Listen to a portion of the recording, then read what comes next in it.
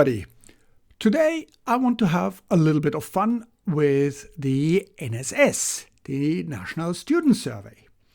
For those of you who don't know what the National Student Survey is and who are not working in higher education in the United Kingdom, it is an annual ritual whereby a company collects the views of final year students about the teaching about their university. And these surveys, the results of these surveys are then published, and they contribute in a very strong way actually to league tables by which universities are ranked. As a consequence, the management of almost all universities say that these surveys are incredibly important for the league tables, and therefore they will be used as an indicator how good the university basically is, and also as a sort of a dipstick to see where we need improvements and so on and so forth.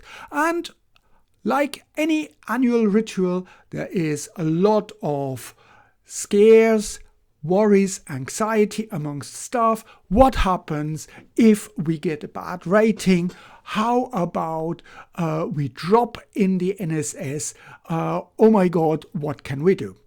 So I thought, let's have a look a little bit at what the NSS actually tells us, and perhaps even what it doesn't tell us. So first of all, what does it look like? Well, the students fill in this survey and they have to answer a set of questions. So for example, how good are teaching staff at explaining things, whatever things are?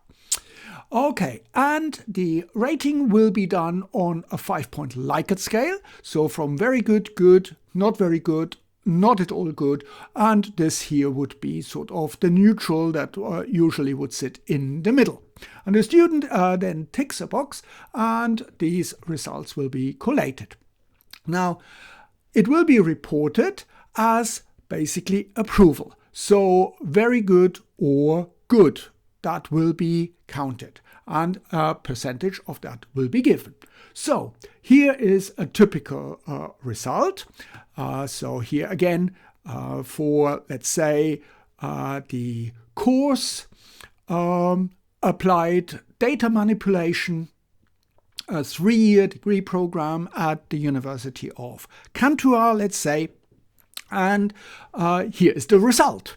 So how good are teaching staff at explaining things? So in 2021, 80% of the students said very good or good.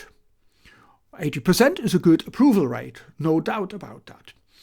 And in 2022, however, only 75% said that the teaching on this program was very good or good.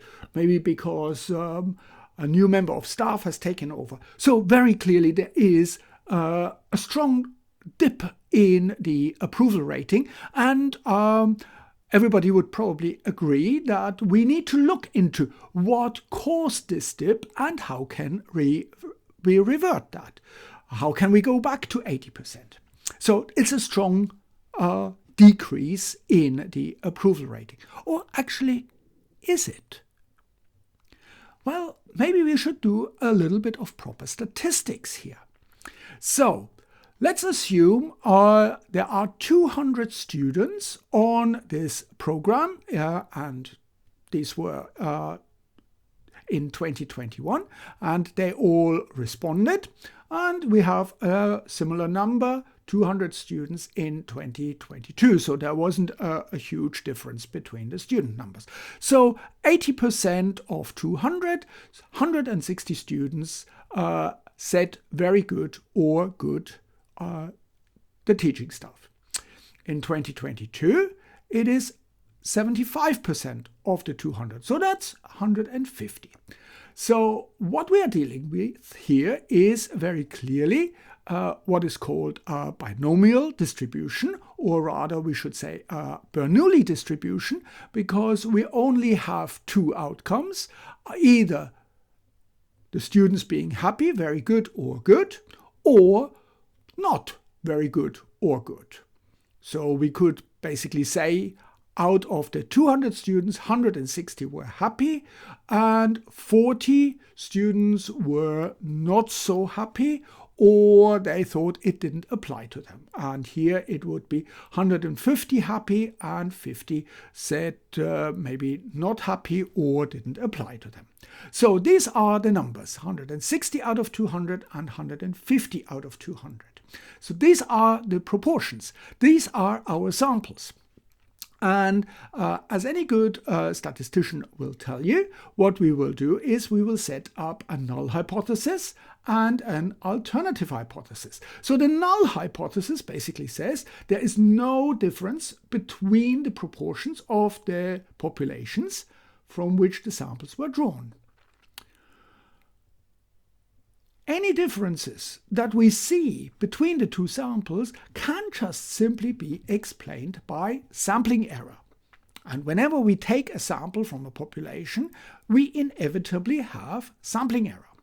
So that's our null hypothesis. We can also formulate an alternative hypothesis where we say there is a difference between the proportions of the populations from which the samples were drawn, and any differences between the two samples are due to sampling error, because we always have sampling error, and an additional factor, probably new member of staff has taken over here. So we will do a hypothesis test, a statistical test. We will set our type 1 error alpha, the significance level, to 5%, and we define some decision rules. So the decision rule is if the p-value is smaller than alpha, then we will reject the null hypothesis. We say null must go, and we will favor the alternative hypothesis. However, if the p-value is larger than alpha, then we fail to reject the null hypothesis and we will say, well, there is no difference. So how do we do that? Well, the calculation is a little bit not absolutely straightforward, but luckily there is an online calculator that we can use. And I will leave the link to this calculator in the description to this video. So I'm heading over to this calculator. We have 160 out of 200 students for the sample 1 and 150 out of 200 students for sample 2. So let's go over to the online calculator here. So here is the online calculator.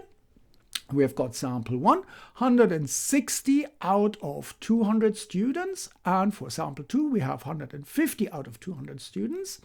We get a confidence interval for the proportion. So the true population proportion for sample 1 is somewhere between 73.9% and 85%. And for sample 2, we have a confidence interval between 68.6% and 80.5%. And when we look at these, it looks like they are pretty well overlapping, to a certain degree at least. We now can calculate the p-value, or the program will do the p-value. We've got our confidence level at 95%, so that would be 1 minus alpha, that's 95%, and we get a p-value. We get a p-value of 0.23, and the program already tells us that there is no significant difference. So what does that mean? We have a p-value. So p-value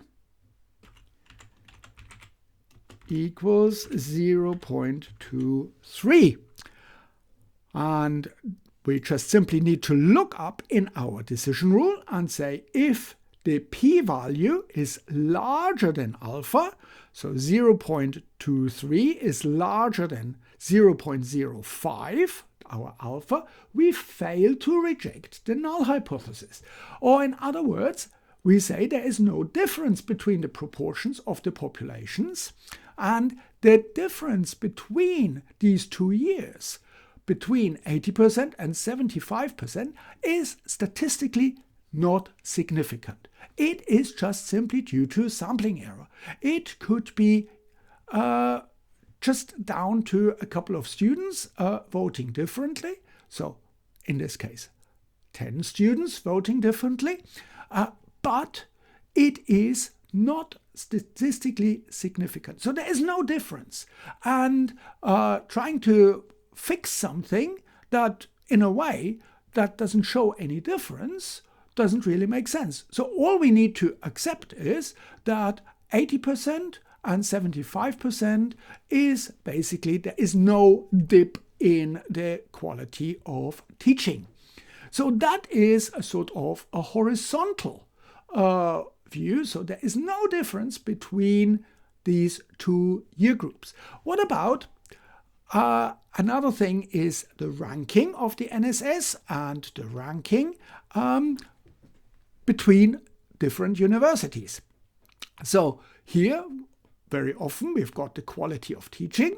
So at the University of Cantor, 75% of the students think that the teaching is good or very good, and we have a sample size of 200. And 75%, well, that's not terribly good. 200 students, 150 students, therefore, showed approval.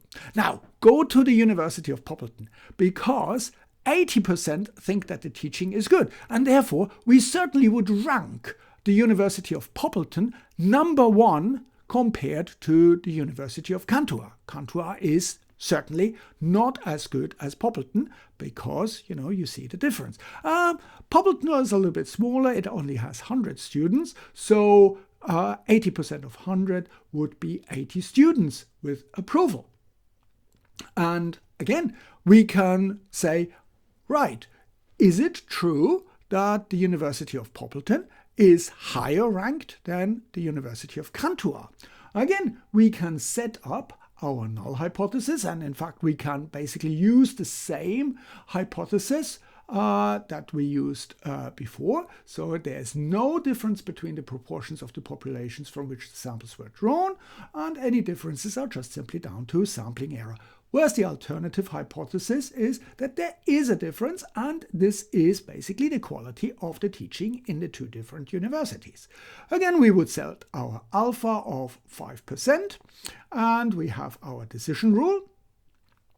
So let's say for the first sample we have got 150 out of 200, and for the second sample we've got 80 out of 100. Let's head over to the calculator and ask if there is indeed a statistically significant difference between the 2 universities. So for the first one, we said we have 150 students out of 200.